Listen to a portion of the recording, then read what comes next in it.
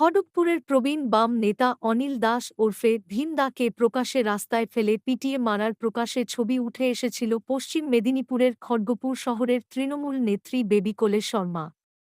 অবশেষে ৪ দিনের মাথায় দল থেকে তাঁকে বহিষ্কার করা হল। এদিন মেদিনীপুরে প্রস্তুতি সভায় যোগ দিতে এসেছিলেন রাজ্য সভাপতি সুব্রত বক্সী। তাকে এই বিষয়ে প্রশ্ন করার পর কার্যত সভাস্থল ছেড়ে চলে যান। তার ১৫ মিনিটের মধ্যেই সাংবাদিক বৈঠক করে বহিষ্কারের কথা জানালেন রাজ্য তৃণমূল কংগ্রেসের সহসভাপতি জয়প্রকাশ মজুমদার। বেবি কলে কে দল থেকে বহিষ্কার করার ঘোষণা দলের হাইকমান্ডের। তাই বেবি কলে কে দল থেকে বহিষ্কার করা হয়েছে।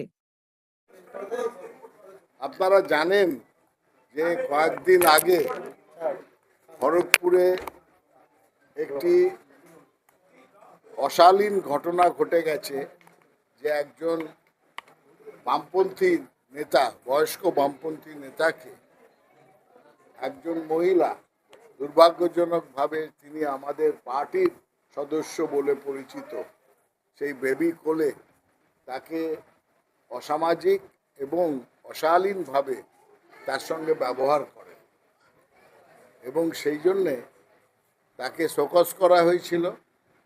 আমাদের দলের অনুশাসন খুবই কঠোর। মমতা বন্দ্যোপাধ্যায়ের জিরো টলারেন্স, যে দলের কোনো সদস্য কোনো অসামাজিক বা অশালীন বা হিংসাত্মক ভূমিকা নিতে পারবে না। সেই শোকজ করার পর, কারণ দর্শানোর নোটিশ দেওয়ার পর জেলা নেতৃত্ব দিয়েছিলেন, জেলা সভাপতি দিয়েছিলেন এবং আজকে রাজ্য সভাপতি নির্দেশ দিয়েছেন শ্রী সুব্রত বক্সী জেলা সভাপতিকে যে সেই বেবি কোলেকে দল থেকে নিষ্কাশিত, বহিষ্কার করার জন্য। এটাই আপনাদের জানিয়ে রাখি।